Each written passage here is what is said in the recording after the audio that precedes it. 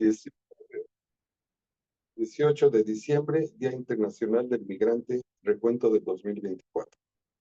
Las Naciones Unidas, la ONU, declaró el Día Internacional del Migrante en el año 2000 para promover el respeto a los derechos humanos y las libertades fundamentales de las millones de personas que dejaron su tierra natal por razones sociales, políticas o económicas.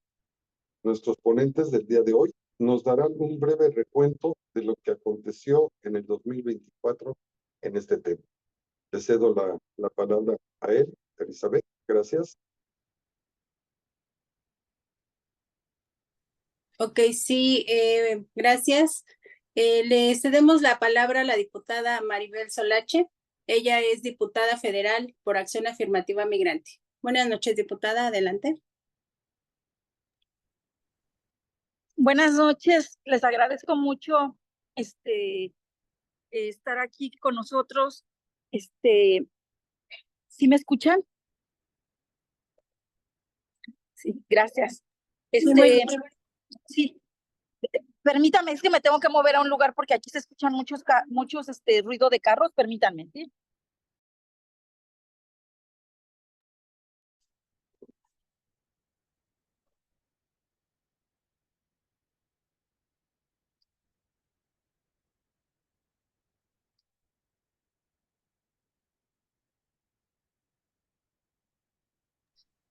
¿Ya me escuchan? Sí, sí se escucha bien, diputada. Muchas gracias. Les doy las gracias por haberme invitado. Buenas noches.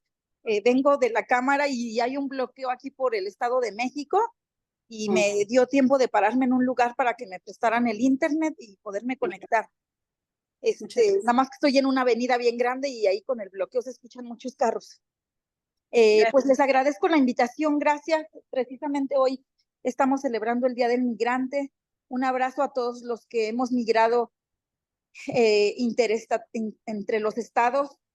Mis padres son de Michoacán, yo nací en la Ciudad de México, luego a los 5 años migré al Estado de México y a los 33 migré a los Estados Unidos y tengo 20 años, duré 20 años allá y hace 4 meses de que regresé. Lo que les puedo decir es que el ser migrante es la experiencia más maravillosa que he tenido en la vida y estoy muy contenta de compartir aquí con ustedes. Gracias. Muchas gracias. Pues no sé si quiera comenzar un poco más acerca de lo que es propiamente nuestro foro, el recuento del 2024, en cuanto a su experiencia. Gracias, sí. Pensé que nos íbamos a presentar todos y después ya interveníamos, porque vi en la agenda que mi intervención era a las 7:15. Entonces, sí, no, sí, sin problema, de repente se acortan un poquito los tiempos. Sí, por eso me norteé, pero con mucho gusto. Gracias. Bueno, pues sí, hoy no, el foro es precisamente por hablar del tema migrante, ¿verdad? Y nuestras experiencias migrantes y lo que viene para los migrantes seguramente es lo que vamos a hablar en esto. Yo les quiero compartir que, como les dije, 20 años estuve en los Estados Unidos. Yo no sabía que yo era migrante. Bueno, yo no me identificaba como migrante cuando yo estaba en la Ciudad de México.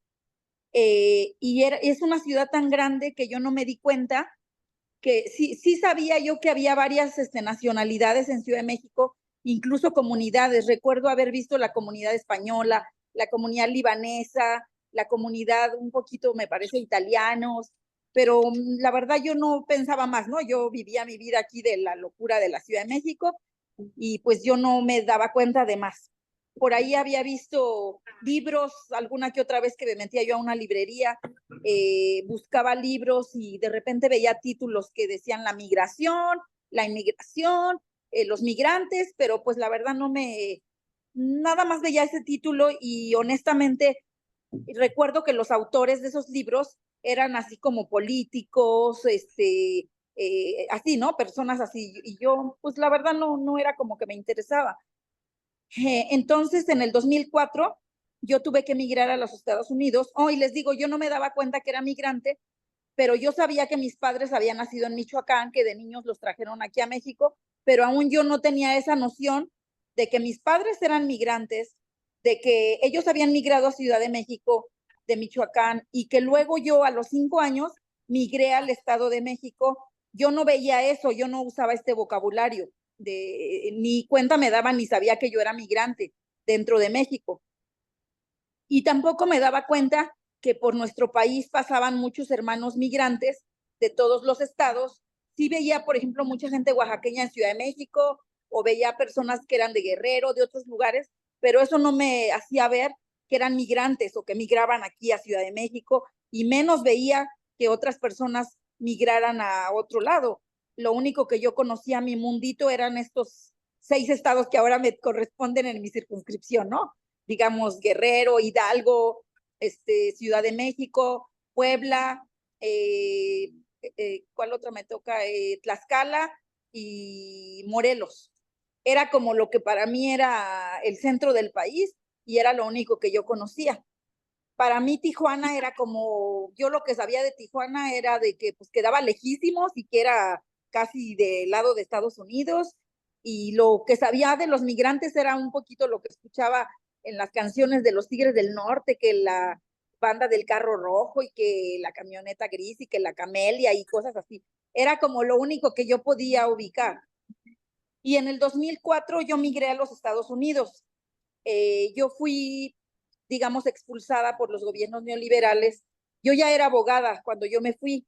Entonces, realmente, el que yo era mujer y yo ya era abogada, la verdad es que yo iba a buscar trabajo a todos los lugares y me pedían, pues que me tenía que ir a comer con el del sindicato, que me tenía que ir que me diera el visto bueno el de recursos humanos, y que me tenía que, para que me dieran una carta de recomendación para hacer un examen a convocatorias que se abrían del gobierno, que las aduanas, que recuerdo la de la AFI, la de la PGR y varias convocatorias a las que participé.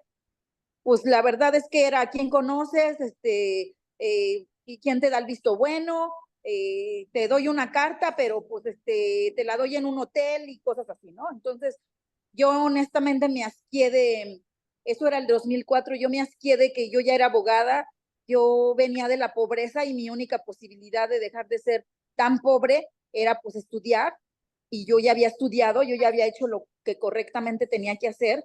Yo soy hija de padres de una mamá ama de casa y de un papá obrero.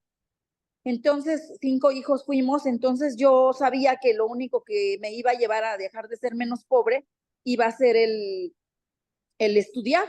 Y pues yo así fui a la universidad, me hice abogada y yo salí bien contenta pensando que ya iba a encontrar trabajo, y pues sorpresa que no era así, y menos siendo mujer y menos en esos tiempos. Entonces, honestamente yo no quise ser parte de ese sistema.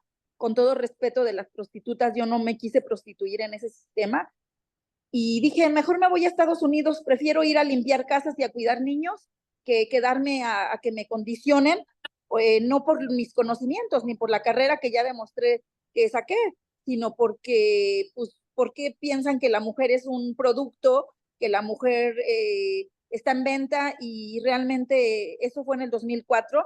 Recuerdo que acababa de haber cambio entre el PRI y el PAN, y yo ya iba a entrar a trabajar a la Secretaría, a la Procuraduría Fiscal de la Federación. Ahí yo hice mi servicio social y pues iba yendo y dando vueltas, sí, y me tocaba entrar justamente en el 2000, fue en el 2001, en el 2000 que hubo unas elecciones y fue cuando fue la transición del PRI al PAN, y yo ya tenía mi plaza, yo ya entraba a trabajar, digamos, y me dijeron, fui y ya no estaban mis jefes, los que eran los jefes, los que llevaban ahí trabajando 20, 30 años, ya no estaban, ya había puro muchachito jovencito. El que me entrevistó venía llegando de Harvard, y bueno, pues me dijo que plaza que quedaba desocupada quedaba congelada, entonces mi plaza, que yo ya casi me la tenía en la mano, pues se me fue para trabajar en el área de contrabando ahí en la Procuraduría Fiscal de la Federación, que fue donde hice mi servicio. Entonces, entre eso y todo lo que te cuento, la verdad es que yo me harté y dije, yo ya me voy. Hay transición entre el PRI y el PAN, ya es el 2004 y nada pasa, nada mejora. Me fui a Estados Unidos y pues ya, empecé de cero, dejé la mochila de la profesión tras la frontera, y ya estando allá me di cuenta que clasifican a las personas por razas, por el idioma que hablan. Entonces yo ya no era mexicana, allá me di cuenta que ahora era latina y que ahora era hispana. Y luego que había hispanos o latinos de raza blanca y unos de otras razas, así. Y yo así como que, pues sí, entonces ahí fue donde me encontré a los mexicanos de toda la República. Ahí fue cuando me pude entender lo que era la migración. Encontré hermanos de Guatemala, de El Salvador, hermanos musulmanes, hermanos del continente asiático, del continente africano. Y pues ahí la vida me llevó a ser una activista, una organizadora comunitaria. Y pues ahí anduve 20 años. Así anduve, digamos que me convertí en la abogada del pueblo. Y ahí anduve haciendo mucho trabajo, pidiendo la reforma migratoria, pidiendo un trato más humanitario para nuestros hermanos migrantes. De repente yo ya era vocera ante los medios de comunicación en temas de frontera, en temas del asilo, en temas de reforma migratoria, de DACA, del TPS y de todo. Y pues así, digamos que así fue más o menos mi historia. Hace 2 o 3 años participé en la convocatoria para diputado chilango, con la ilusión de que íbamos a poder sesionar desde los Estados Unidos según se podía la sesión. Me registré, no quedé, y pues bueno, así pasó. Y hace un año, me parece, un poquito más de un año, cuando salió la convocatoria de Morena, me registré para la convocatoria de Morena.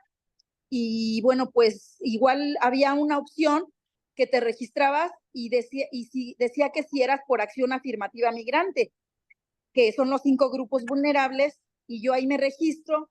Y bueno, yo dije, bueno, la Diputación Chilanga es solo un lugar, y luego el Senado son 128 lugares, y las diputaciones federales son 500 lugares, entonces tengo 500 posibilidades realmente, pues mejor tomo esa. Y tomé esa, y pues ahí tienes que decir que eres por acción afirmativa.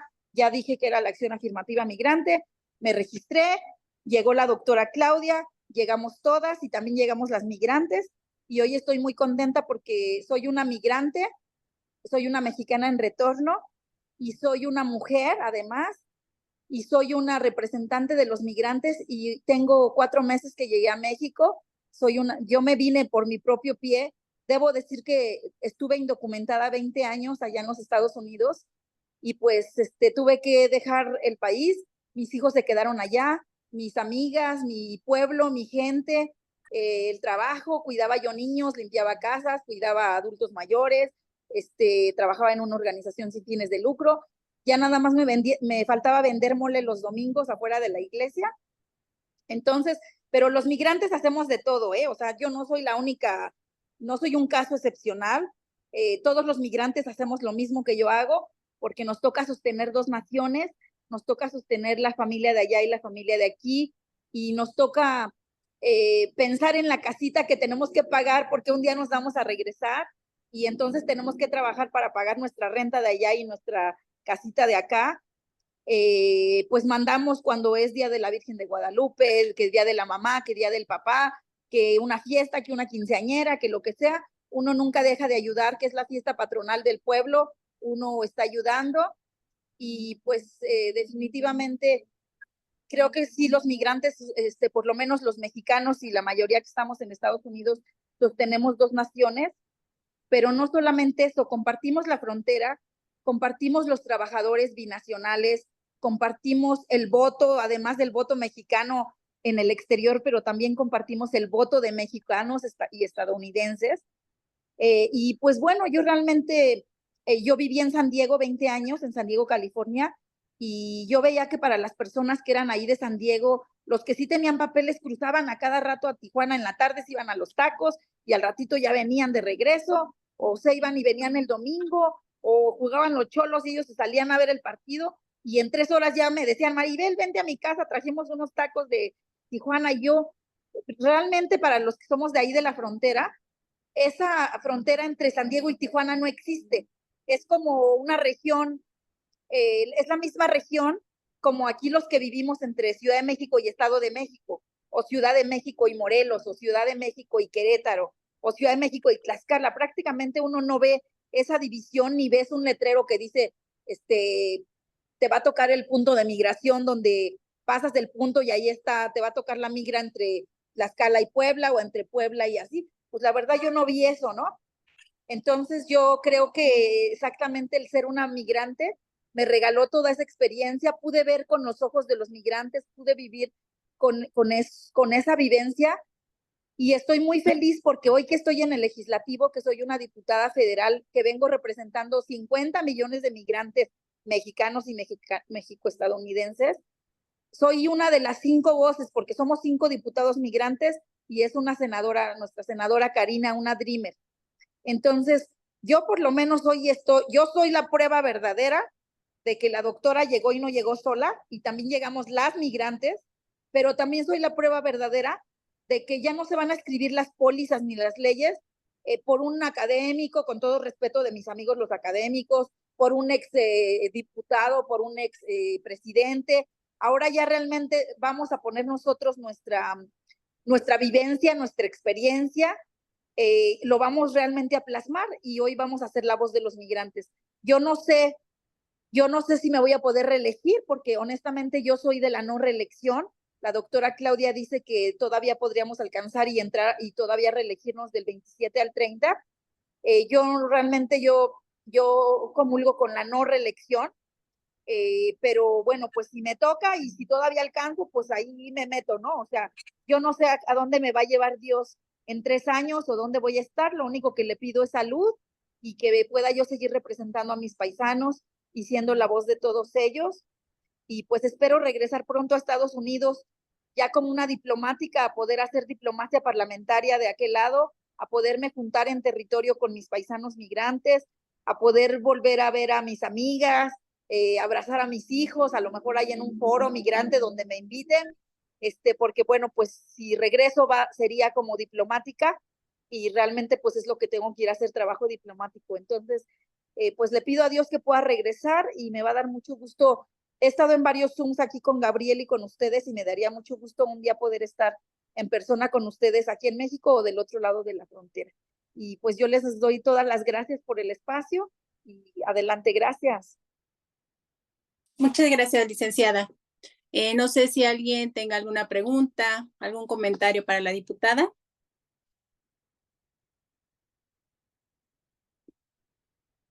¿No? Ok. Muchas gracias, diputada. Entonces le damos este espacio, por favor, ahora a Arnulfo Díaz. ¿Sí está por ahí, Arnulfo?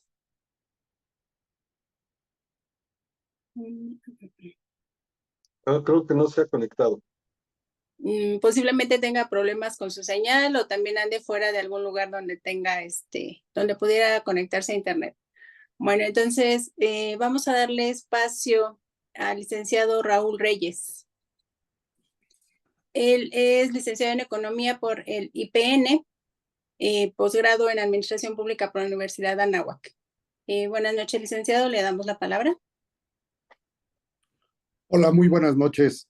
De verdad agradecido por esta oportunidad de poder dialogar y platicar con gente experta y migrante que ha estado ahí en el campo.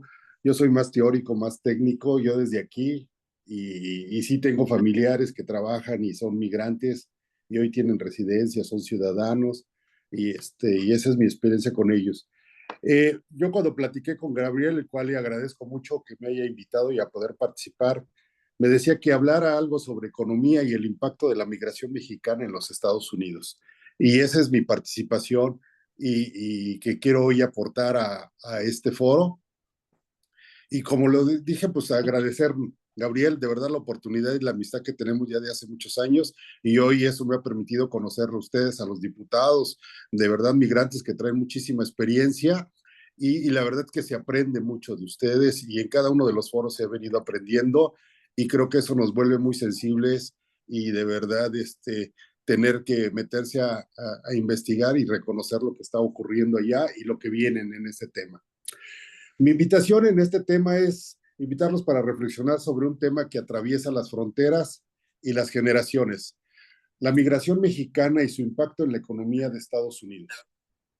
Hoy en día este fenómeno no solo es un pilar del desarrollo económico estadounidense, sino también un espejo que revela las contradicciones en las narrativas políticas y sociales que lo rodean. Durante esta ponencia analizaremos cómo los migrantes mexicanos contribuyen a sectores claves de la economía, como la agricultura, la construcción y la industria, además de su impacto en el consumo y la recaudación fiscal, También exploraremos las narrativas políticas, tanto de los demócratas como de los republicanos, que han moldeado la percepción y el manejo de la migración, desde Bill Clinton, Barack Obama, hasta llegar hoy a Donald Trump. Por último, reflexionaremos sobre las implicaciones económicas de las deportaciones masivas, si se llegara el caso, y las lecciones que podemos aprender para un futuro más justo y equitativo. La migración mexicana es uno de los pilares más sólidos de la economía estadounidense. Los migrantes no solo llenan vacantes en sectores esenciales, sino que también sostienen el crecimiento económico en varios sectores y en varias industrias. El claro más ejemplo lo vemos es la agricultura. Los trabajadores migrantes son responsables de gran parte de la producción alimentaria de Estados Unidos. Realizan tareas extenuantes, a menudo en condiciones adversas, para garantizar que los supermercados y los hogares estadounidenses cuenten con alimentos frescos y accesibles. Sin esta fuerza laboral, créanmelo, el sector agrícola estadounidense enfrentaría una crisis inmediata con una posible escasez de productos y un aumento en los costos de producción. En la construcción, sin duda, los migrantes mexicanos son el rostro invisible detrás de los grandes rascacielos, las carreteras y los hogares. Este sector depende enormemente de su fuerza laboral para mantener el ritmo de desarrollo urbano que caracteriza a Estados Unidos. Sin duda, un sector también importante, la industria.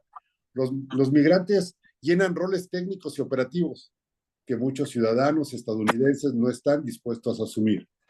Su participación no solo mantiene la competitividad, sino que también impulsa la innovación y la eficiencia en áreas clave como la manufactura y la logística.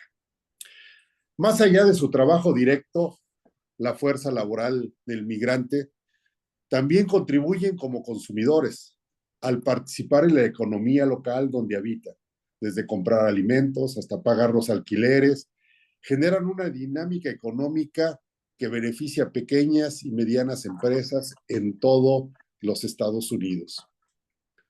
Además, su contribución fiscal es significativa. Según estimaciones recientes, los migrantes indocumentados aportan miles de millones de dólares en impuestos federales, estatales y municipales. Esto incluye pagos al Seguro Social y al Medicare, sistemas de los cuales en muchos casos no reciben ningún beneficio los inmigrantes. Su aportación es, por lo tanto, una transferencia directa de recursos hacia las arcas públicas, fortaleciendo programas sociales y servicios comunitarios que benefician a toda la población estadounidense. Un aspecto menos explorado, pero igualmente vital, es el de los migrantes empresarios.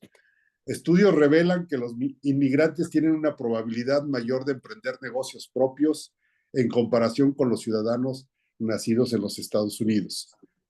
Estos emprendedores construyen restaurantes, tiendas, empresas de servicios e incluso empresas de tecnología, generando empleos y fortaleciendo el tejido social en las comunidades donde operan.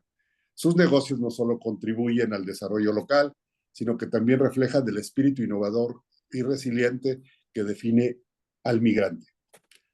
Los migrantes empresarios solo son un recordatorio de que no solo llegan a trabajar, sino a construir y transformar. Reconocer su contribución es esencial para desmontar la narrativa política de los políticos que los representan únicamente como una mano de obra barata al migrante. El debate migratorio en Estados Unidos tiene décadas, pero se ha mantenido como un problema irresoluble. La realidad es que este debate está diseñado para ser administrado, no para ser resuelto. El profesor de negocios de Scott Galloway de la Universidad de Nueva York lo sintetiza de manera contundente. La migración ilegal es un gran negocio. Garantiza que las empresas cuenten con mano de obra barata, lo que les permite obtener grandes beneficios, y esta conveniencia económica se sostiene justamente porque la migración es ilegal. El Estado estadounidense siempre ha tenido la capacidad de imponer multas severas a los empleadores que contraten trabajadores indocumentados. Sin embargo, no lo hace, porque esta dinámica beneficia tanto a las empresas como a la competitividad nacional. En lugar de resolver el problema, lo administran, sacan provecho del bonus demográfico a bajo costo, pero se reservan la posibilidad de tomar medidas cuando los estadounidenses de bajos ingresos, afectados por la competencia laboral, exigen soluciones a sus políticos. Bajo los gobiernos demócratas de Bill Clinton y Barack Obama, se reconoció la contribución de los migrantes, pero las políticas implementadas limitaron significativamente su regularización. Aunque promovieron discursos más inclusivos, en la práctica estas administraciones perpetuaron el status quo en que los migrantes trabajan en condiciones precarias sin acceso a derechos plenos. En contraste, la narrativa del expresidente y actual presidente electo republicano Donald Trump exacerba los prejuicios y polariza el debate. Sus políticas, como la construcción de un muro fronterizo y las deportaciones masivas, la criminalización del migrante, buscan capitalizar el descontento de sectores de bajos ingresos. Sin embargo, estas medidas ignoran las profundas implicaciones económicas de una reducción drástica de la fuerza laboral migrante. La pregunta es simple. ¿Qué sucedería si se implementaran deportaciones masivas?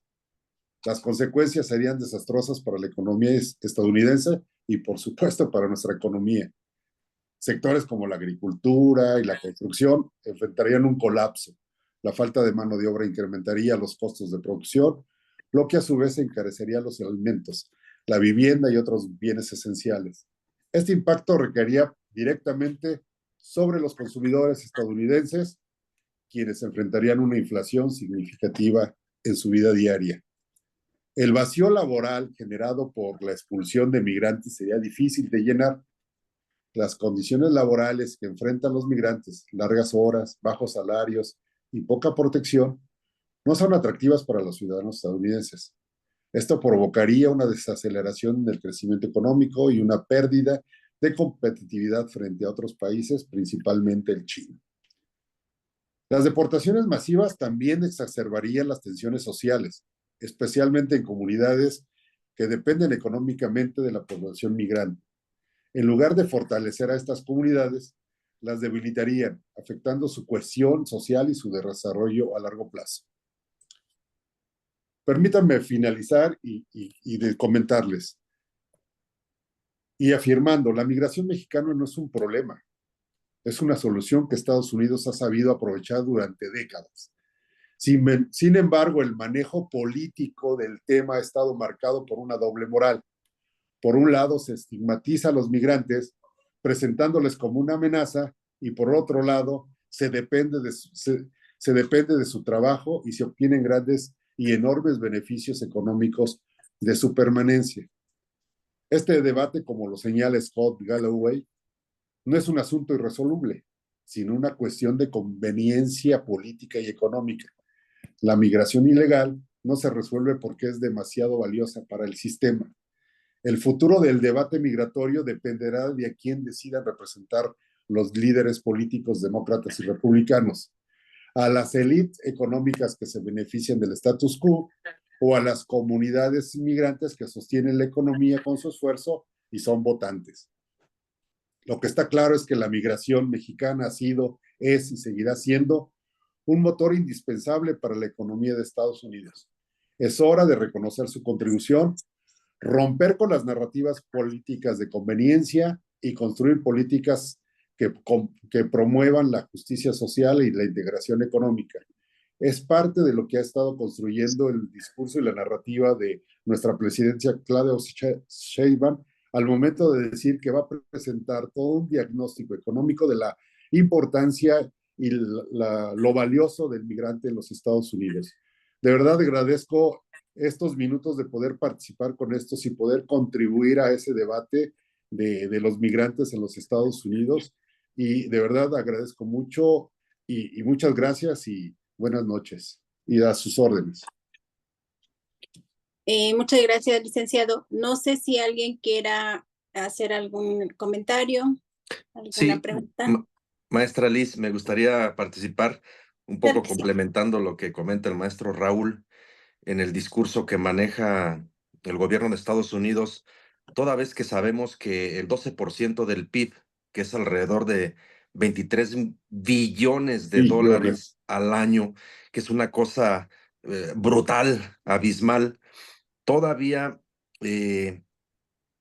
digamos, el gobierno maneja estos datos como una cuestión irrelevante, porque ellos generan un arquetipo del migrante, que es el trabajador pues, indocumentado en una casilla en el sector de servicios de baja cualificación, que labora en condiciones verdaderamente de una explotación bajo esquemas informales, pero lo más alarmante es que trabajan sobre una economía que se conoce como sumergida, es decir, carente de todo, de todo, cuando tiene una aportación de esta magnitud.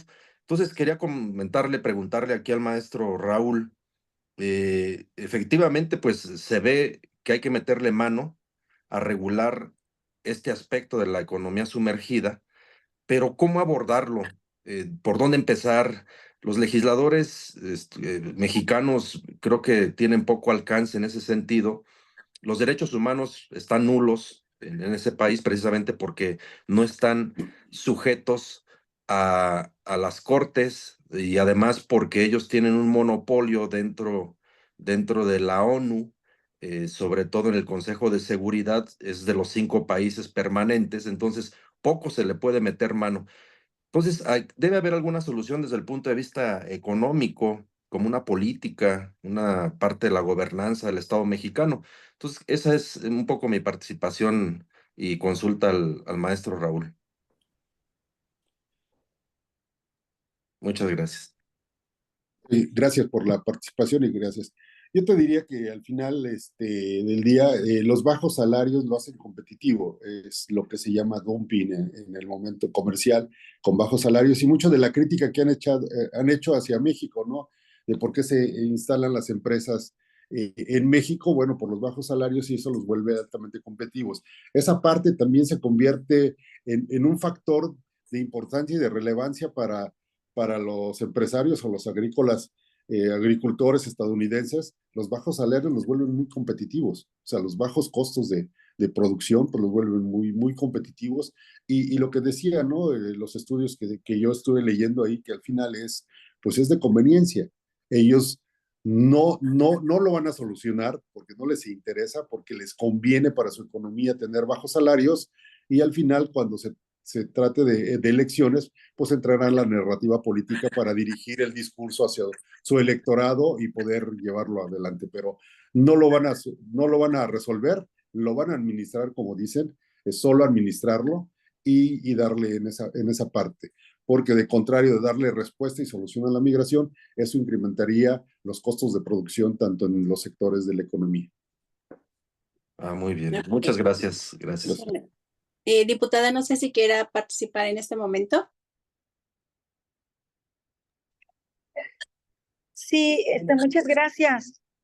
Pues bueno, yo solamente quisiera agregar que esta segunda llegada del presidente Trump, a mí me parece que es una oportunidad que tenemos que utilizar desde México, precisamente el maestro planteaba cosas muy interesantes y creo que no nos tenemos que esperar hasta el 20 de enero que llegue Trump y tampoco nos tenemos que esperar a que pasen otros 4, 8, 12, ni nos tenemos que esperar a que haya más deportaciones para empezar a pensar cómo vamos a empezar a recibir a los migrantes, porque todos los migrantes pensamos en volver.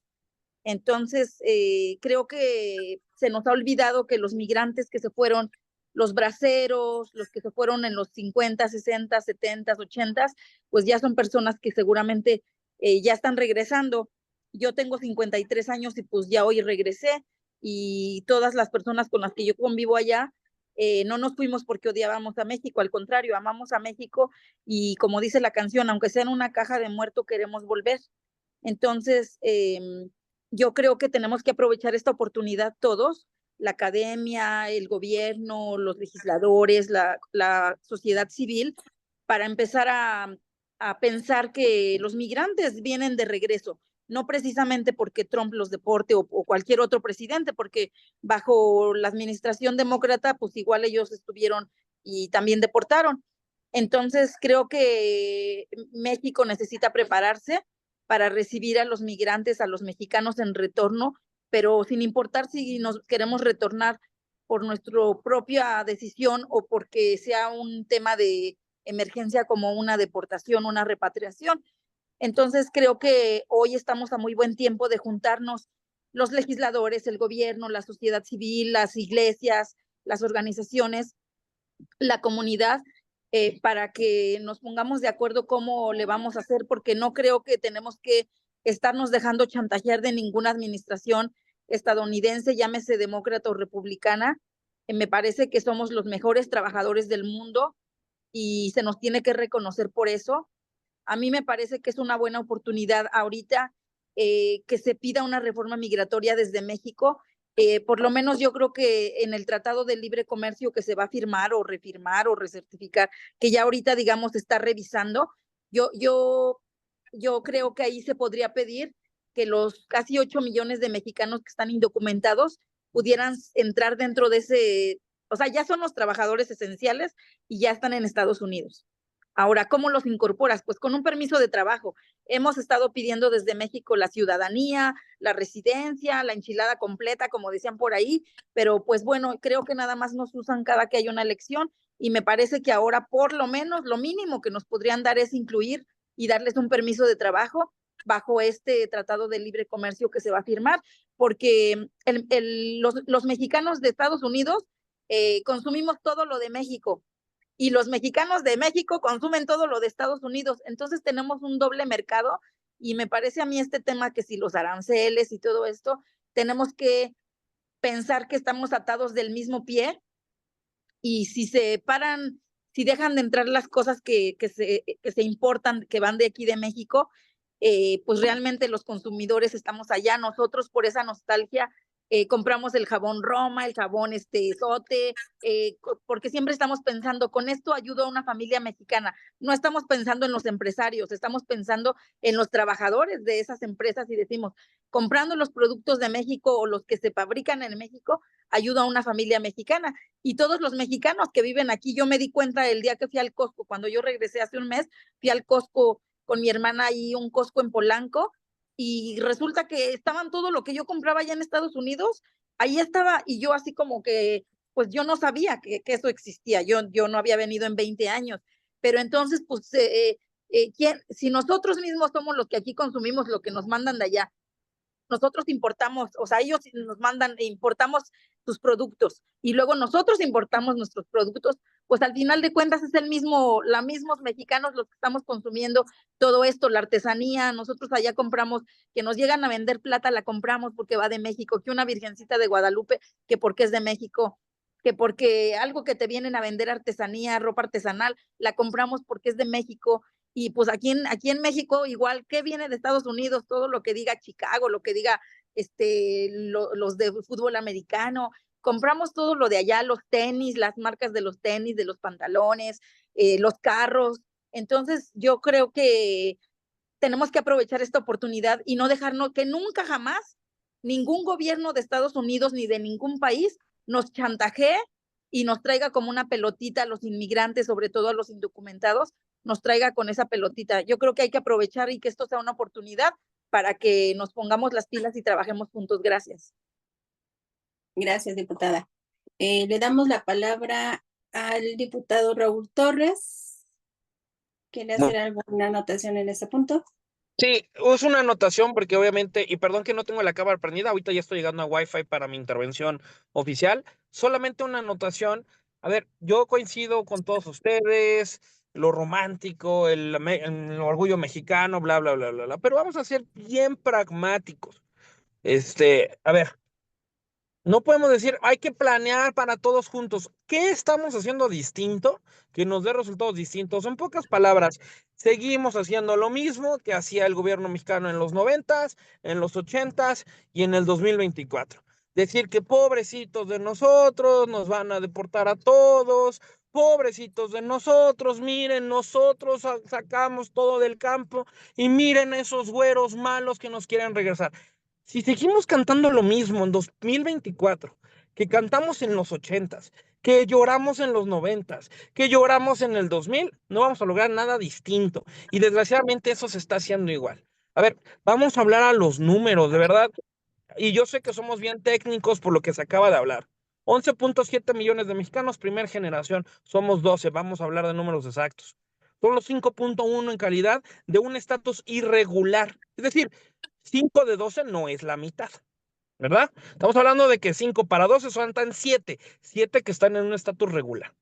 De estos 5.1, de acuerdo a Homeland Security y a ICE, solamente 2.8, vamos a ponerle 3 para hablar de números exactos, están en un estatus de poderte regresar al otro día. Los demás están arreglando papeles. Es decir, estamos hablando de 3 millones, que claro, es un número muy grande, pero 3 de 12, faltan 9 millones. Y se está dejando de ver el poder de los otros 9 millones para apoyar a los otros 3. Se está intentando hacer todos los esfuerzos para tratar de hacer lo que en los 90s funcionó o en los 80s funcionó, pero en 2024 no.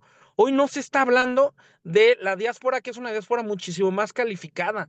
Una diáspora que simplemente cuando tú estás hablando del poder mexicano, segundas y terceras generaciones, los mexicanos dentro de la minoría hispana somos lo que le llaman los hispanios, que somos los millennials de alrededor de los 30 años, 40, que están generando economía en ciudades. Segundas y terceras generaciones, hijos de gente. Yo soy una segunda generación de los que llegaron primero a partírsela como es el sueño americano, pero que los de segunda y tercera generación llegamos a universidades, que estamos generando empleos, que somos ciudadanos americanos también. Si queremos hacer un lobby, es tomar en cuenta a todos esos otros 8 millones de mexicanos que están entre los primeros 12, que son primera generación, más los otros 22, que son segunda y tercera generación. Así cambia la lógica de cómo podemos hacer un cabildeo. Y también vamos a hablar la cosa como es. Necesitamos que desde México se preparen en 2 estrategias, que es lo que yo comentaré al rato. ¿Cómo vamos a atender a que sí se puede hacer desde México cabildeo, eh? Yo y digo, no lo digo por mi querida amiga Maribel, que ella, sí, mis respetos, y siempre lo he dicho su historia, me pongo de pie. Pero los demás diputados federales migrantes dan pena, ¿eh? No se han subido a tribuna, no han presentado nada, no presentaron presupuesto. Y dicen por ahí que el amor se ve en el presupuesto. No ha habido presupuesto, no han hecho las matemáticas de lo que van a costar las deportaciones, no han hecho cabildeo con otros congresistas electos, republicanos y demócratas en Washington, no se ha hecho el cabildeo con los senadores estatales que tienen una fuerza. Recordemos que Estados Unidos es un país federalista. El valor de los estados es muy alto. Si tú logras que un estado como Texas, que ha sido un gran aliado, aunque siempre dicen que Abbott, el gobernador, es de lo más racista, veamos ciudades que han puesto la voz de los mexicanos adelante, como en Houston, como en Dallas, como en Austin, como en San Antonio, y que son modelos de la diáspora. Entonces, tenemos que cambiar la narrativa y una vez ya, vamos a dejarlo, los que vivimos en Estados Unidos, los mexicanos por algo votaron republicano en esta elección, por una razón, porque durante la administración pasada, no estoy hablando de que uno sea el bueno u otro sea el malo, simplemente durante la administración pasada se dedicaron a atender primero a los centroamericanos, haitianos y cubanos, antes que a los mexicanos que llevaban filas y tiempo y años formados para regularizarse. Los que tenemos familia en esos trámites sabemos que llegaba un centroamericano y en friega le arreglaban papeles a ellos y a sus familias y les daban cupones. Y los mexicanos nunca estiramos la mano para que nos regalen nada. ¿Qué es lo que sí México debe tener? Un estado de excepción con los mexicanos. En la revisión del TEMEC, es decir, los que sean mexicanos deben tener otra ventanilla especial, distinto a la bolsa de migrantes de Centroamérica, Haití, Cuba y todo lo que se junte.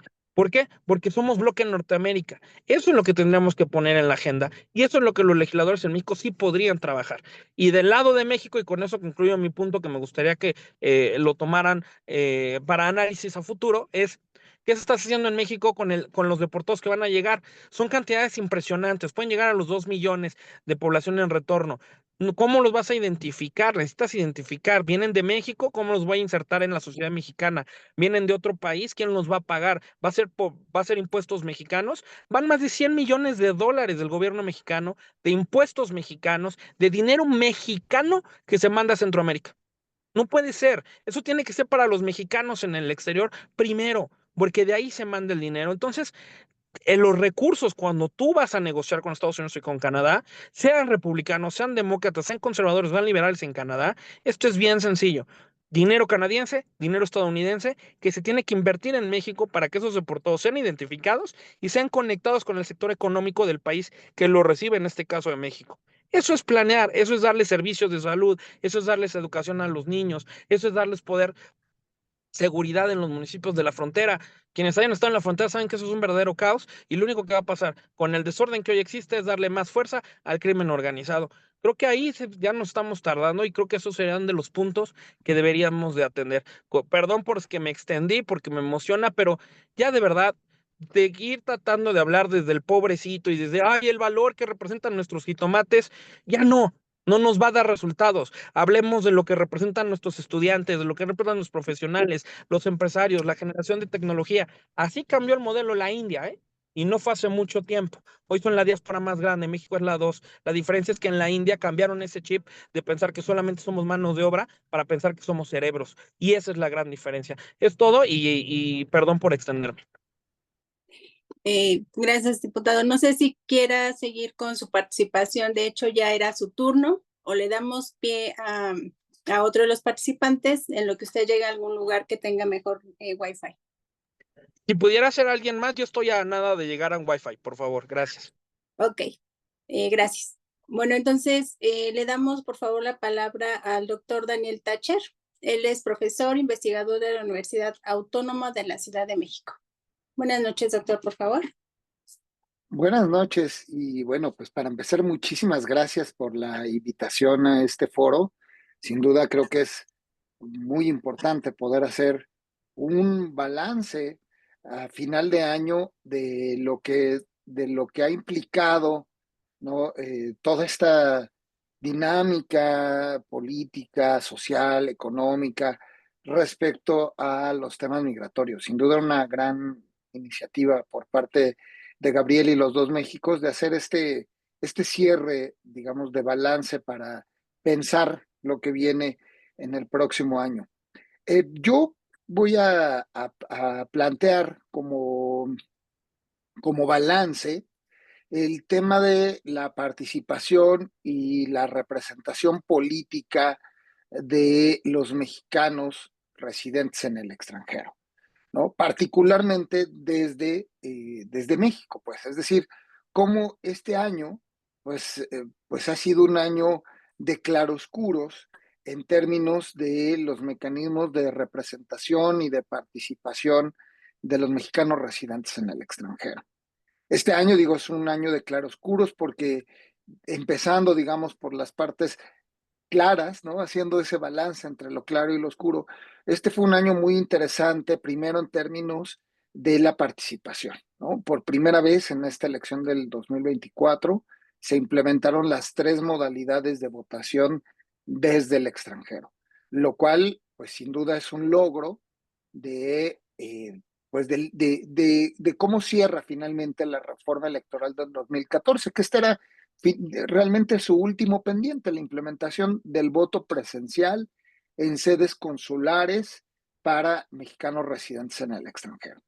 Ese es como dice, una muy buena noticia, pero pues tiene su parte, digamos, no tan clara, y es que desafortunadamente la implementación del voto presencial pues no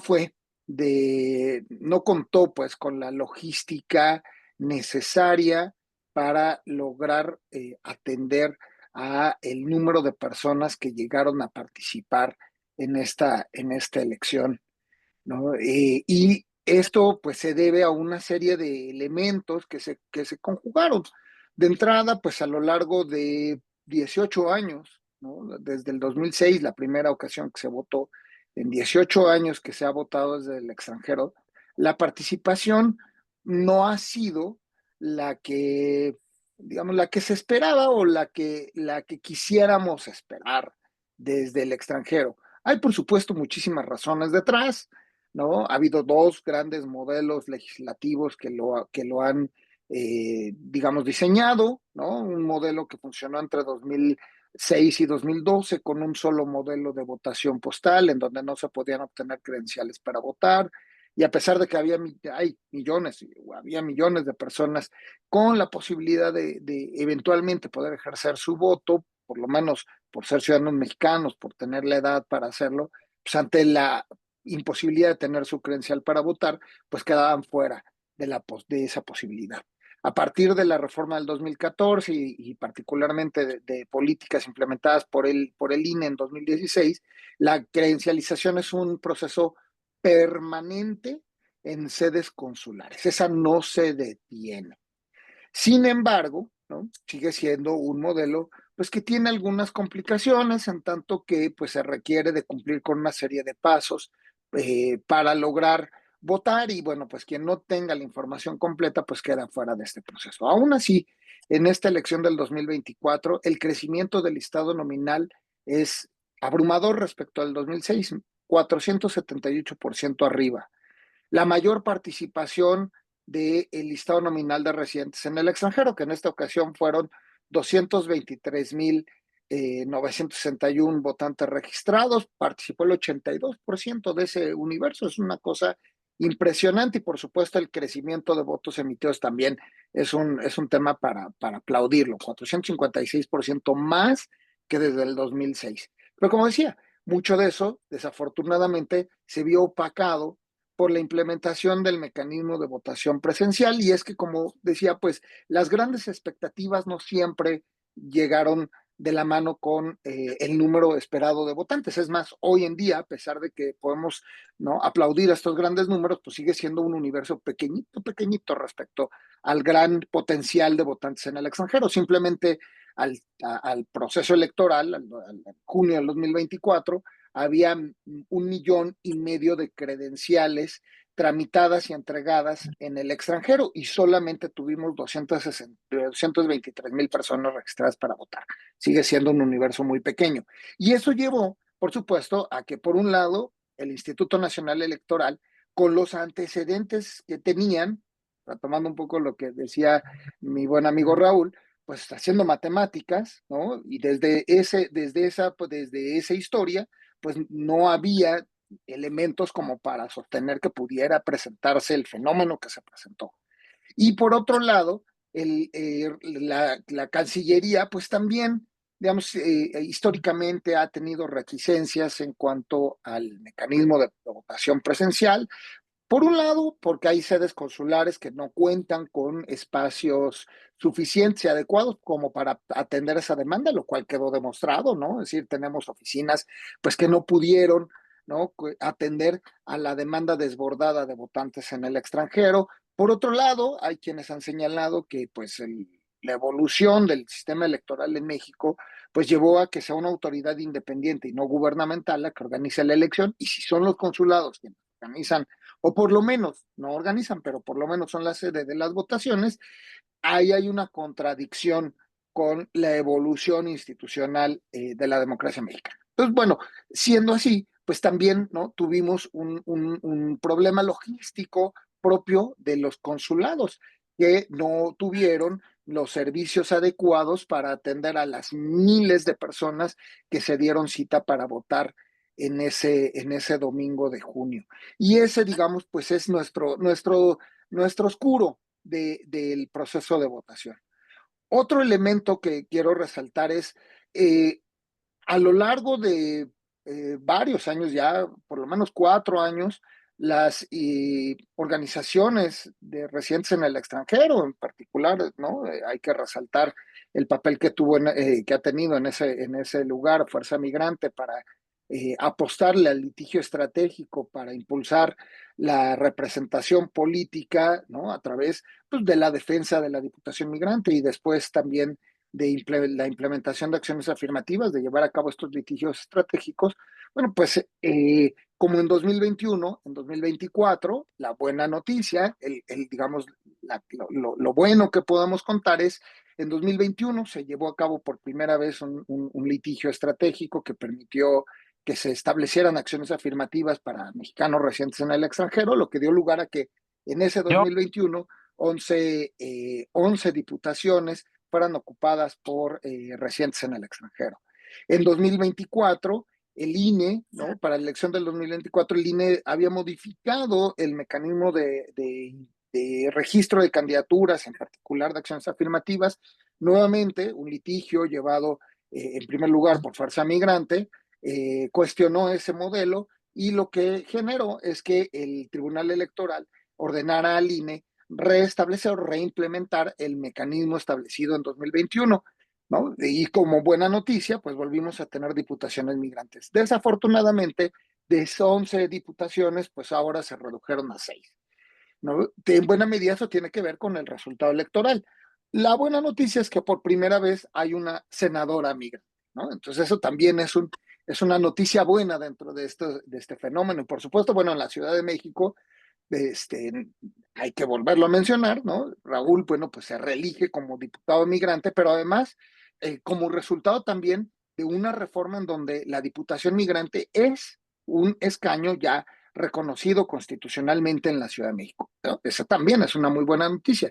Ahora, entre los oscuros, bueno, pues desafortunadamente, a pesar de haber tenido estas acciones afirmativas muy favorables, en la lógica del litigio estratégico y del litigio electoral, desafortunadamente tenemos que en los requisitos establecidos por los lineamientos del INE para el cumplimiento de acciones afirmativas para mexicanos residentes en el extranjero, el INE determinó que bastaba con 6 meses de residencia en el extranjero para ser consideradas dentro de estas acciones afirmativas.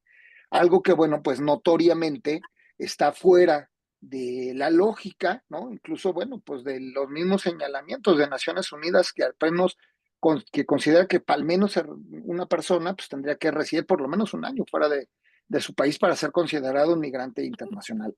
Y sin embargo, eso no fue reconocido así por las autoridades electorales, lo que permitió que en efecto se presentaran candidaturas pues de dudoso registro, ¿no? Que fueron impugnadas por diversas organizaciones de mexicanos en el extranjero. Y bueno, pues digamos, la buena noticia es que vemos una comunidad vigilante de estos espacios que tratan de evitar que sean suplantados pues, por falsos migrantes, ¿no? Por gente que, por ejemplo, utiliza el estatus de refugio para huir como prófugos de la justicia y luego pretenden ser diputados migrantes, ¿no? En un claro abuso de los mecanismos de asilo y refugio internacional, ¿no? Como prófugos de la justicia y luego presentarse como migrantes. A pesar de eso, ¿no? Las organizaciones de mexicanos en el extranjero vigilantes de que ese tipo de candidaturas no sean aceptadas, que no sean registradas, bueno, pues desafortunadamente el Tribunal Electoral determinó algo muy peculiar, contrario a los demás grupos subrepresentados y en desventaja. Particularmente algo que es muy interesante en el caso de las comunidades indígenas es que pasamos de la autoadscripción, es decir, que una persona se autorreconozca como indígena para ser postulada como indígena, a algo que ahora conocemos como autoadscripción calificada, es decir, que se autoescriba, pero que haya un respaldo de su comunidad que realmente señale que la persona es originaria de esa comunidad. Esa autoadscripción calificada, pues para el caso de los mexicanos en el extranjero, dice el tribunal, pues no es requisito, y en su lugar propusieron y aprobaron una cosa que le llamaron requisitos flexibles, ¿no? Estándar probatorio flexible, es decir, cualquier cosa, ¿no? Es decir, flexibilicemos para que las candidaturas de migrantes se inscriban y flexibilicemos lo más posible el requisito, contrario a lo que ha pasado con otros grupos, como el caso de las comunidades indígenas, y eso debilitó la calidad de la representación, aumentó el riesgo de la simulación. Y bueno, pues llevó, por supuesto, ¿no?, a que eso fuera impugnado y pues desafortunadamente ahí tenemos otro oscuro en esta historia. Hoy, bueno, pues tenemos un escenario muy interesante en materia de representación, porque no solamente tenemos estos espacios, digamos, a nivel federal, que decía, bueno, pues es una buena noticia que hablemos de tener 6 diputaciones, una senaduría, ¿no? A pesar de que se haya reducido el número federal, pero también en lo local tenemos buenas noticias, y es que en diversos estados se implementaron acciones afirmativas que permitieron y garantizaron que llegaran representantes de estas comunidades de mexicanos residentes en el extranjero a congresos, como en el caso de Guanajuato, en donde, bueno, pues tenemos hoy una diputada migrante que, hay que decirlo, pues sí, es una verdadera migrante que ha trabajado con las comunidades campesinas, ¿no? Agrarias en California. Tenemos, ¿no? También acciones afirmativas para alcaldías en Michoacán, en Guanajuato, que permitieron también que se incorporaran migrantes a estos espacios de los gobiernos locales. Y bueno, digamos, en esa lógica de claroscuros, pues tenemos cosas buenas que contar, como, ¿no? Que nuevamente logramos, ¿no? Que se lograra, pues, que hubiera representación de mexicanos en el extranjero. Se logró, por supuesto, la implementación del mecanismo de votación presencial, y los oscuros, pues, finalmente, ¿no? Necesitamos fortalecer los estándares de requisitos para ser candidato o candidata de mexicanos residentes en el extranjero, en donde la residencia es la clave, ¿no? Es decir, estamos hablando de una representación de mexicanos que residen en el extranjero y que su vivencia como residentes en el extranjero es lo que aporta a las discusiones, es lo que aporta al debate legislativo y por lo tanto, pues aumentar el estándar. Yo creo que como en el caso de las diputaciones de la representación de las comunidades indígenas, tendríamos que pasar no solo a la autoadscripción migrante, a la autoadscripción calificada, con seriedad, y de esa manera garantizar que sean verdaderos representantes de las comunidades de mexicanos en el extranjero. Y finalmente el mecanismo de votación. Sin duda es indispensable fortalecer, ¿no? Que los mexicanos residentes en el extranjero puedan votar en las sedes consulares y que haya las garantías para ejercer este voto con plena libertad, que haya las garantías para poder hacerlo de manera ordenada, ¿no? De manera que se garantice el derecho a la votación. Eso a lo mejor implica tener que pensar desde la autoridad electoral que la votación no sea solamente el día de la jornada electoral, dado el universo tan grande de personas que tienen interés y posibilidad de votar, sino que a lo mejor, como en otros países, la votación se lleva a cabo durante algunos días, ¿no? En el caso, además, creo que fue exitoso tomar como modelo o como mecanismo de votación el mecanismo electrónico, es decir, a través del sistema de votación de Internet y no tener que trasladar paquetería electoral, que bueno, pues eso complica mucho las cosas. Esta instrumentación del modelo de voto por Internet me parece muy adecuado, pero pues fue insuficiente en términos de logística, de espacio, de tiempo, y habría que pensarlo en una lógica adicional.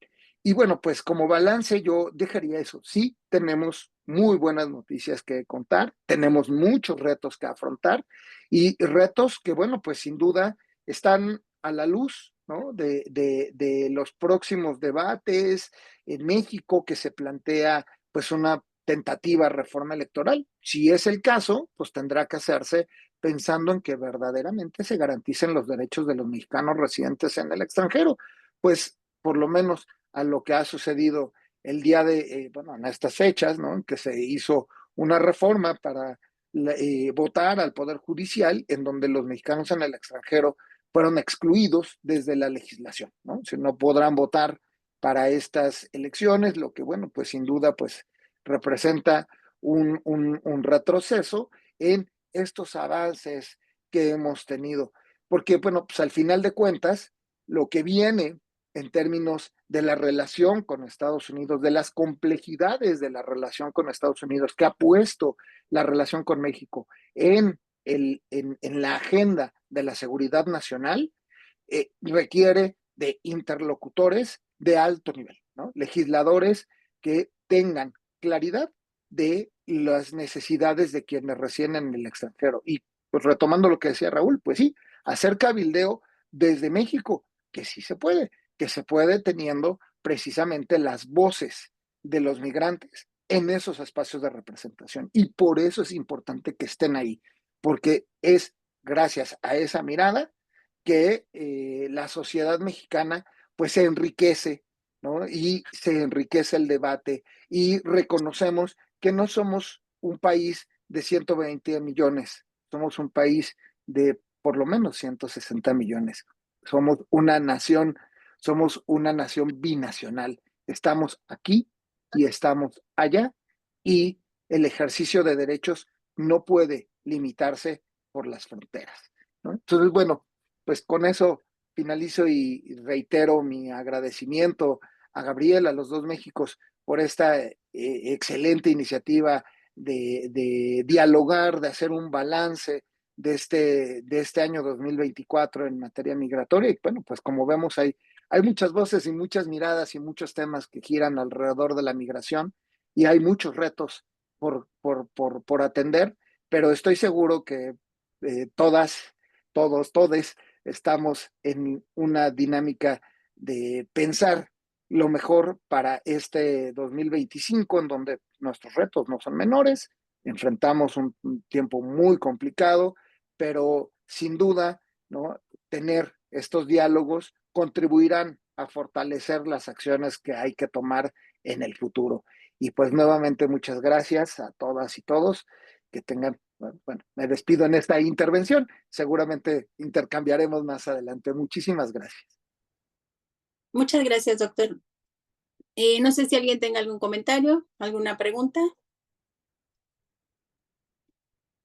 Ok, gracias.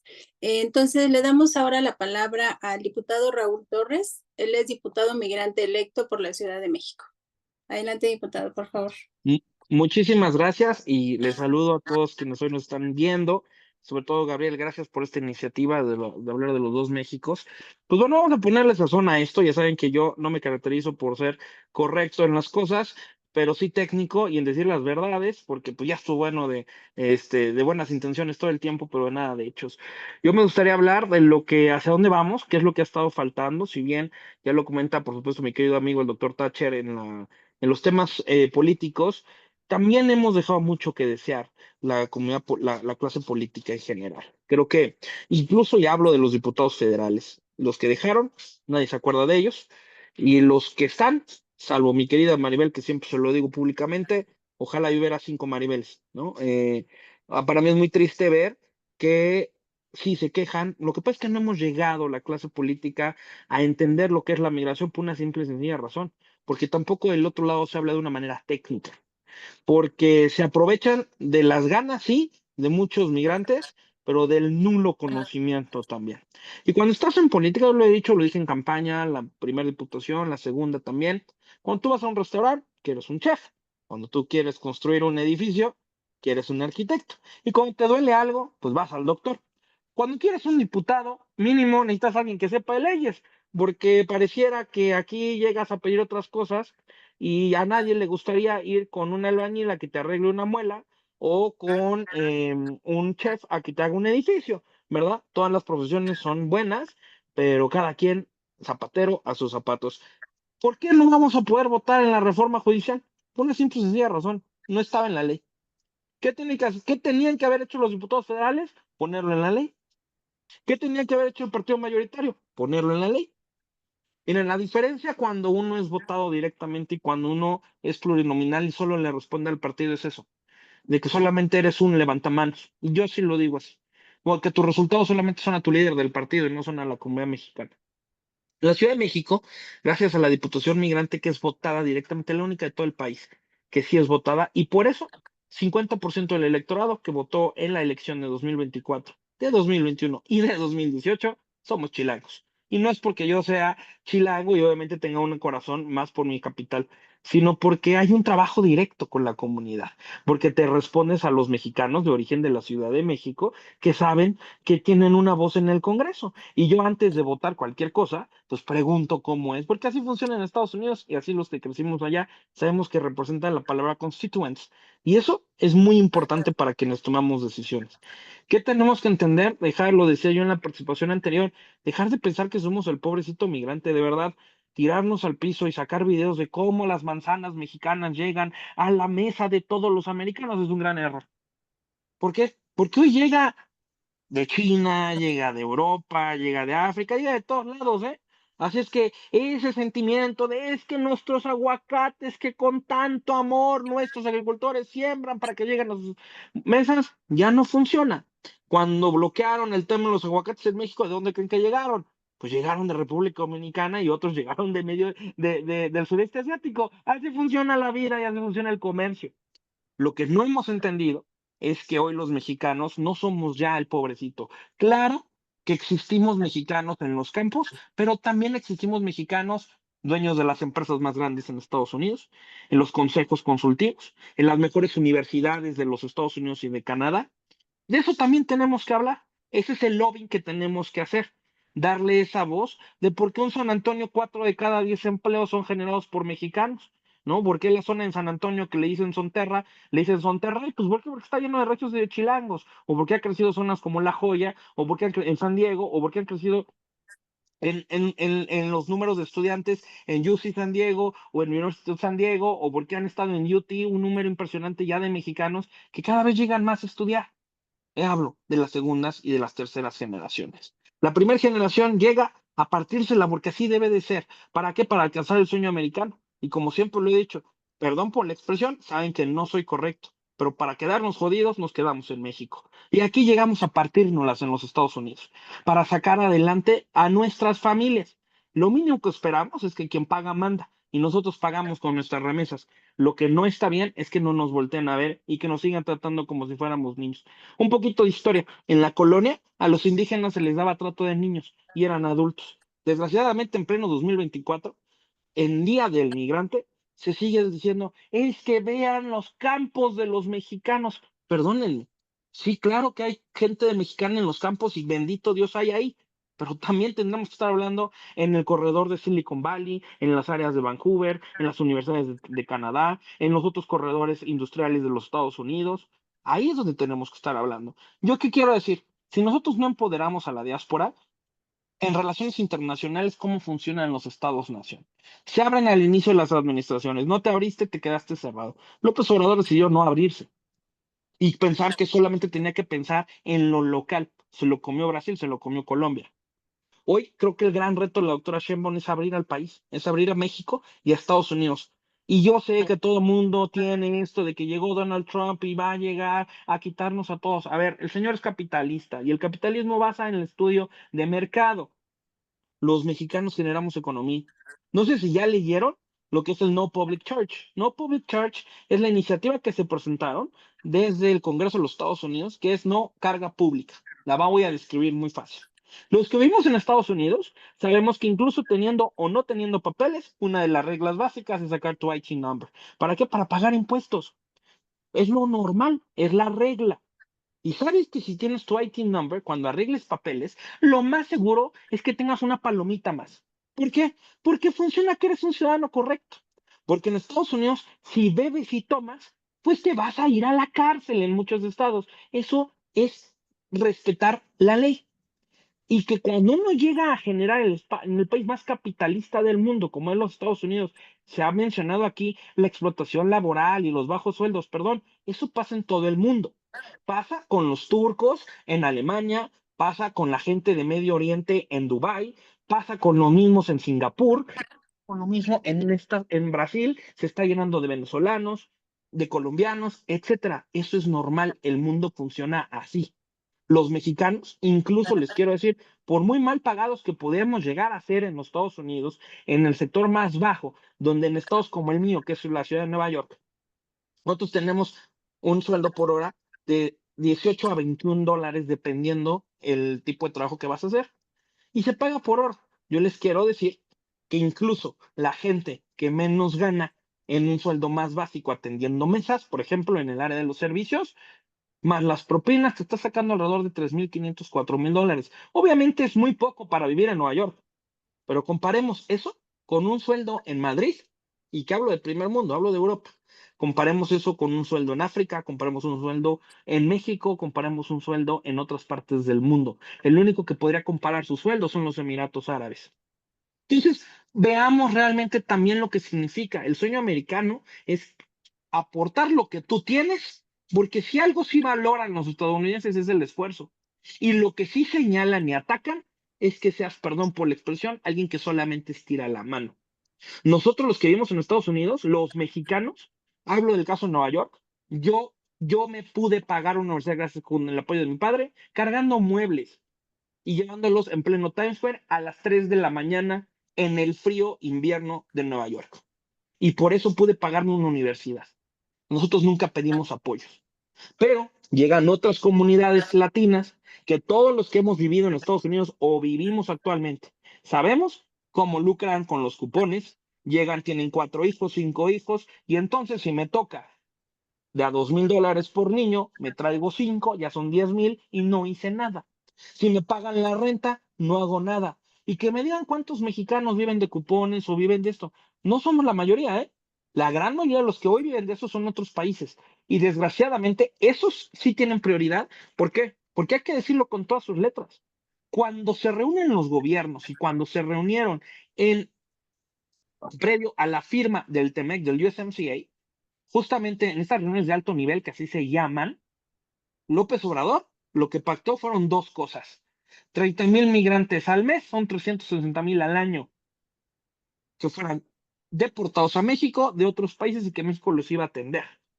No pactó nada para los mexicanos en los Estados Unidos, no pidió la ampliación de los visados profesionales en las visas NAFTA. El catálogo de visas NAFTA es el mismo desde 1994. Yo nací en el 89 y puedo apostar que en los 90, si hablabas de ingeniería industrial, si hablabas de robótica, si hablabas de informática y todo esto que se está hablando en lugares como Seattle, Silicon Valley o en otras partes como en Vancouver, no era ni siquiera algo que pudiéramos dimensionar. Hoy los mexicanos están ahí.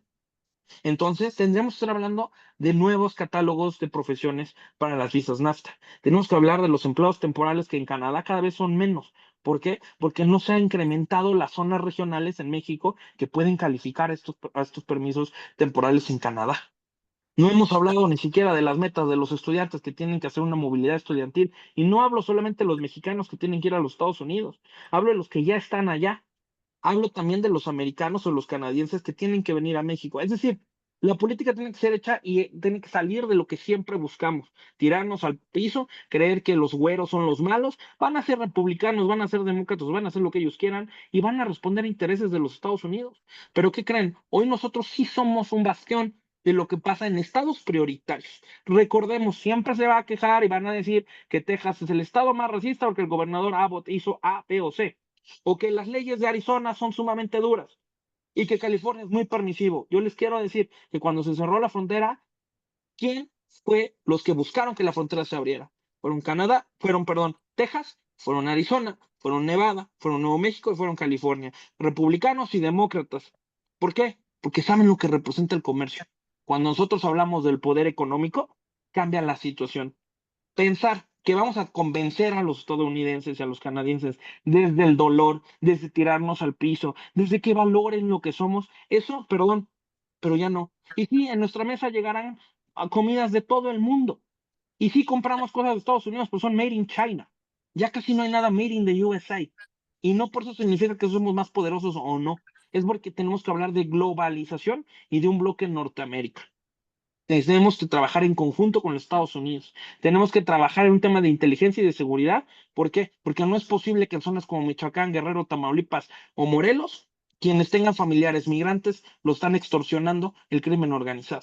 Eso sí nos toca también a los legisladores. Y entonces facilitarnos la vida, y con esto termino. Facilitarnos la vida con trámites, lo hemos pedido. En la Ciudad de México, hoy lo podemos hacer virtual. Hoy en la Ciudad de México podemos firmar contratos a distancia. Hoy en la Ciudad de México tu INE, que se está hecha en el extranjero, es válida para firmar contratos privados o públicos. Hoy en la Ciudad de México tu familia tiene acceso a la vivienda siendo migrante. Hoy en la Ciudad de México, si tú eres deportado, tienes una identificación para poder iniciar tu vida. Hoy en la Ciudad de México tienes un programa de empleo temporal que se adquiere para 3 meses después de una deportación o de un retorno a México. Hoy en la Ciudad de México tienes seguridad social para los mexicanos en retorno y para tus familias. Es la gran diferencia de tener un diputado que le responde a la población y otros que nada más responden a la cartera, porque eso sí lo voy a decir y lo digo abiertamente. Chequen los ingresos de un diputado federal. Ganan más que lo que hubieran ganado en Estados Unidos. Están ganando 220,000 pesos al mes. Ojo, eso es más de $10,000 por no hacer nada. Se los deberían de estar quitando. Tienen viáticos y hospedaje. Díganme, por favor, ¿Cuántos, de hecho, han hecho giras en los Estados Unidos, en Canadá, y ya ni les digo en otras partes del mundo porque se van a gastar su dinerito? Esa es la gran diferencia. Yo creo que aquí es donde la comunidad mexicana tiene que señalar, la sociedad civil tiene que alzar la voz y exigirle a legisladores que llegaron por vía plurinominal, chafas, fatito, pero ahí van a estar 3 años, ni modo, es lo que hay. Pero sí tenemos que alzar la voz y decir como sociedad mexicana lo que exigimos de las voces que están en el gobierno, sean de un color o sean de otro. Porque si no lo logramos en la revisión del TEMEC, no lo vamos a lograr para después. Hoy se tienen que poner intereses en conjunto. Estados Unidos tiene mucho que pedirle a México y México tiene mucho que pedirle a los Estados Unidos, y dejemos de pensar que tirarnos al piso es el camino. Ese sería cuánto. Muchas gracias. Muchas gracias, diputado. No sé si alguien tenga algún comentario, alguna pregunta. Ok, gracias. Entonces damos paso a lo que serían ya las conclusiones de nuestro foro. Y si no tienen ninguna otra aclaración, duda que ustedes quisieran tomar en este punto, le damos entonces la palabra al licenciado Julián Juárez. Él es el director de vinculación interinstitucional de los Dos Méxicos AC. Adelante. Buenas noches a todos. Gracias por sus participaciones, por sus aportaciones. Siempre nos van nutriendo el panorama que tenemos desde la sociedad civil, el tema de la agenda migrante, y en especial en un día como hoy que se celebra el Día del Migrante. Es bueno recapitular qué se ha hecho, qué falta por hacer y dónde estamos parados en el tema del fenómeno migrante.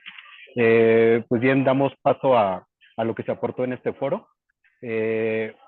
Primero se reconoce el gran aporte económico de los mexicanos en el exterior, y que es una oportunidad ahorita la llegada por segunda ocasión del presidente Donald Trump. Es un área de oportunidad para trabajar desde ahora en el tema de la agenda migrante y no esperarnos a que tome posesión en enero. Hay que empezar a trabajar en el tema de deportados, no solamente cuando hay una amenaza de deportación, sino ya de manera recurrente tener unas estrategias para saber cómo recibir a nuestros connacionales una vez que llegan al país, ya sea por su voluntad propia o porque se han visto violentados sus derechos en otros países y tengan que llegar nuevamente a tierras mexicanas. Es un trabajo que se tiene que hacer de manera constante y no solamente en los periodos oscuros cuando hay alguna amenaza de deportación como los que se vienen en los próximos años. Se tocó el punto nuevamente de la economía, de que la economía mexicana y estadounidense están estrechamente relacionadas, tanto lo que se produce y se consume en ambos países. No se podrá reducir de la noche a la mañana, no se podrá borrar esa codependencia económica que hay entre ambos países, y por lo tanto también desde esa óptica hay que evitar caer en los chantajes de alguna autoridad estadounidense, o en especial del presidente Donald Trump, bueno, del próximo presidente Donald Trump. De esa manera se propone hacer estrategias distintas para obtener resultados distintos. Considerando que la diáspora actual no es la misma que la diáspora de los 80 o los 90, sino que ya también es una diáspora de migrantes de primera, segunda generación un poco más calificada y con otro tipo de aporte tanto a la sociedad y a la economía estadounidense. Por lo tanto, se debe de exigir a las autoridades mexicanas, a los diputados migrantes, tanto locales como federales, que se pronuncien al respecto, que trabajen al respecto y empiecen con una estrategia de cabildeo a favor de nuestra comunidad, ¿verdad? De esta manera tenemos que cambiar la narrativa, dejar de autoconmiserarse, dejar de autoflagelarse diciendo que nos violentan desde el exterior, sino que se debe poner en la mesa el gran aporte de las nuevas generaciones de migrantes, tanto el aporte económico, el aporte tecnológico, el valor agregado que tienen las nuevas generaciones de migrantes hacia la sociedad estadounidense, y no solamente desde la parte de los servicios primarios, ¿verdad? En cuanto a la participación política de los mexicanos en el exterior, se hace un recuento de los claroscuros que tuvieron a lo largo de este año, que fue un año especial muy productivo en este tema, considerando el proceso electoral del 2024. ¿Verdad? Por una parte, se destacan las diversas modalidades que se ampliaron para que los mexicanos en el exterior pudieran votar, y en contraposición también se destaca negativamente los errores en la implementación del voto presencial, principalmente en las sedes consulares, por lo que es un reto, no solamente para las autoridades electorales, sino para la sociedad civil, para las agrupaciones de migrantes en el exterior, para las mismas autoridades ejecutivas que tienen a su cargo las sedes consulares, para poder mejorar esta modalidad del voto presencial. Que si bien es una buena propuesta, la implementación fue entorpecida y pues lo que limitó la participación de los mexicanos en el exterior bajo esta modalidad. Se destaca también el imperativo por parte de las autoridades electorales para que los partidos políticos tuvieran que implementar las acciones afirmativas que se hizo desde 2021 y que se replicó nuevamente en el 2024. Sin embargo, un gran tropiezo del INE fue bajar el requisito de la residencia, que antes era de 1 año y que ahora se reduce a 6 meses, lo que de una u otra manera baja la calidad de la representación y se presta a la simulación para algunas personas que quisieran aprovecharse de esta reducción y autoadscribirse como migrantes, ¿verdad? Otro de los grandes logros es la extensión de las acciones afirmativas a nivel local. Ya no solo se vio en el 2024 que se implementó a nivel federal, sino que varios estados replicaron este ejercicio de acciones afirmativas, y lo que es un buen inicio de porque se puede ir acrecentando para los próximos procesos electorales. Por otra parte, se maneja que el gran reto de Claudia Sheinbaum es abrirse al exterior y posicionar el tema de la agenda migrante a nivel internacional, lo que quizás en el gobierno anterior se dejó a un lado, al margen, y pues tuvo algunas consecuencias de que se desatendieron temas de relevancia como la comunidad de mexicanos en el exterior. Muchos hablan de las amenazas de Trump sobre la reportación y el castigo que se le puede dar a la comunidad migrante. Sin embargo, debe de considerarse el perfil de Trump, que Trump es un capitalista y que valorará más el aporte económico del sector migrante, no solo de México, sino de cualquier parte del mundo, como lo hizo en su momento con la India. Y debemos aprovecharnos ese perfil de capitalista de Trump para vender el aporte de los mexicanos en el país del norte. Hay que dejar de tirarse al piso y valorar el nuevo perfil de los nuevos grupos migrantes, como ya se había hablado anteriormente, y en este caso la sociedad civil tendrá que exigir a los diputados migrantes que trabajen más en la agenda migrante, porque hasta ahorita se ha visto poco trabajo de los legisladores que llegaron bajo este principio de las acciones afirmativas, y están ante una gran oportunidad de poder aprovechar su posición para incidir de manera positiva de los mexicanos en el exterior. En general, eso fueron las aportaciones de los participantes. Gracias a todos por su participación. Nuevamente en esta semana y con mayor énfasis por el tema del Día del Migrante, las aportaciones fueron muy nutridas. Esperamos que sigan participando y sigan compartiendo estos videos. Se va a hacer ya un podcast en donde se van a poder consultar todas estas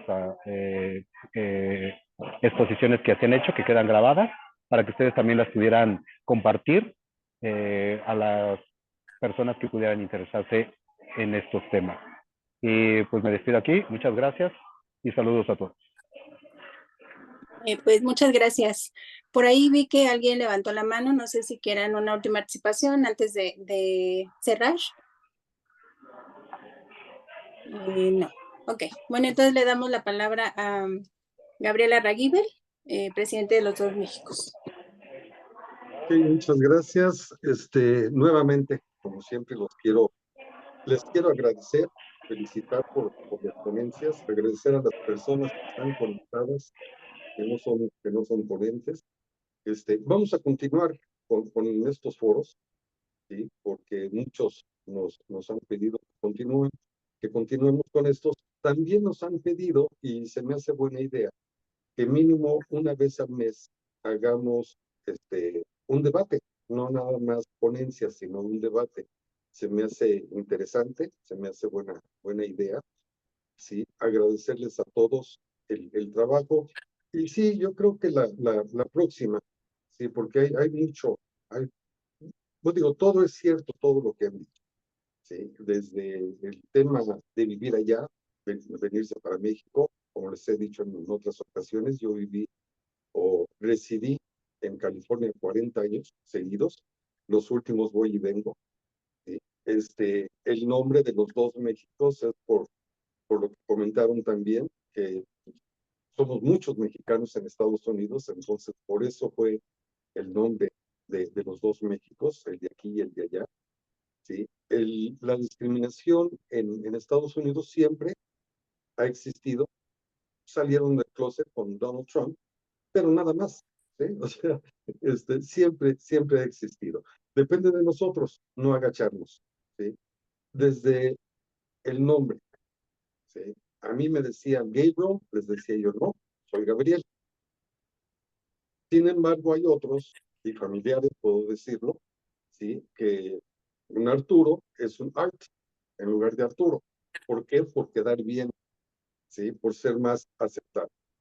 En una ocasión, una entrevista para un trabajo, puse, tenían africano, African American, Mexican American, tenían todo, hubo otro, entonces puse, hubo otro mexicano. Entonces el director dijo, ok, entonces eres mexicoamericano. Dije, no, soy mexicano. Es lo mismo. Le dije, no, no es lo mismo. Pues llegamos a discutir un poquito, le habló a seguridad le habló a la policía y me querían sacar, les dije, ok, tú me sacas, no me diste el trabajo, es discriminación porque me quieres catalogar como mexicoamericano cuando soy mexicano. Entonces también depende de nosotros. Sí nos corresponde a nosotros informar y comunicar a las personas que radican allá cuáles son sus derechos, cuáles son sus obligaciones y, y que se prepare. Ahora, también como los Dos Méxicos, hemos invitado a muchas personas, ¿sí? Políticos en México que tienen que ver con el tema migrante. No han aceptado la invitación, ¿sí? Aquí mismo en Querétaro, ¿sí? Una persona lo ha estado invitando porque su tema es el tema migrante, ¿sí? Pero no ha contestado, sin embargo, sí se fue a la caravana, ¿sí?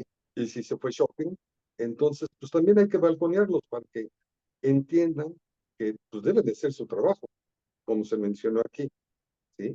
Tienen que hacer su trabajo, no nada más tener el título y no hacer nada. Pero quiero agradecerles nuevamente, ¿sí? Agradecerles toda la atención, el estar con nosotros, siempre presentes, siempre apoyándonos, y esperamos que en el 2025 puedan seguir con nosotros en las ponencias y en los debates, ¿sí? El debate creo que también es muy saludable para ver quién está haciendo quién y cómo se está haciendo. Nuevamente, muchas gracias y ahora sí que me adelanto un poquito. Feliz Navidad. Antes de que lo quieran cambiar a felices fiestas, porque hasta eso ya están quejándose de que no debemos de decir feliz Navidad, sino felices fiestas. Yo voy a seguir diciendo feliz Navidad. Yo sigo diciendo el DF, porque Ciudad de México es la traducción de lo que en Estados Unidos siempre ha dicho Mexico City. La Ciudad de México para mí sigue siendo el DF.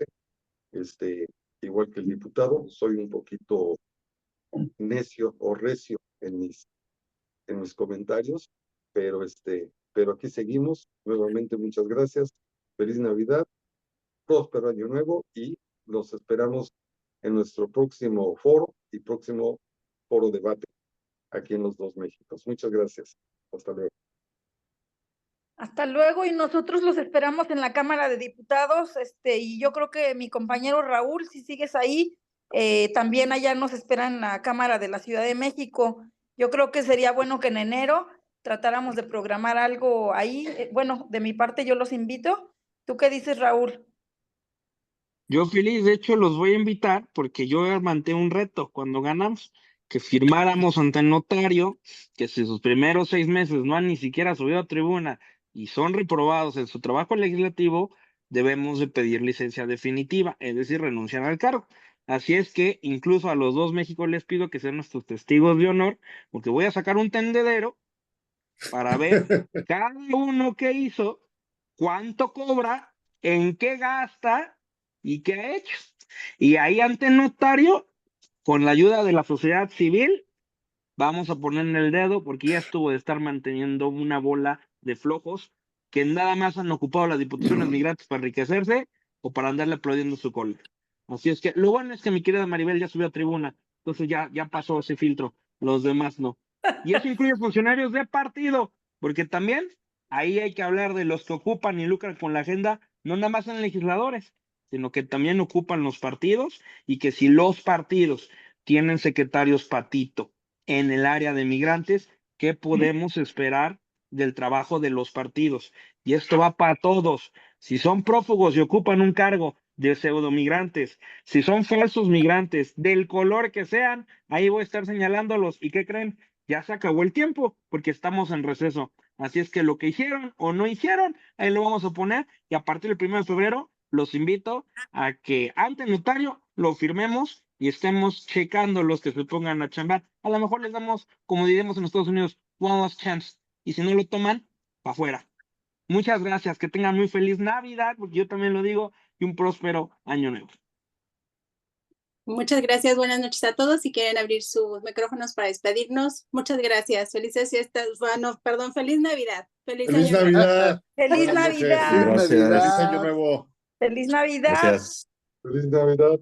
Feliz Gracias. Navidad, feliz año Gracias, nuevo, Gabriel. felices Muchas fiestas, lo que Gracias. celebren Feliz- Hanukkah. Feliz Saludos, Navidad, doctor gracias. Thatcher. Saludos a todos, a los compañeros que se conectaron de Estados Unidos. Saludos también. Saludos, Los de compañero México Maribel. Un abrazo Hasta a luego. todos. Adiós, adiós. Hasta luego. Hasta luego.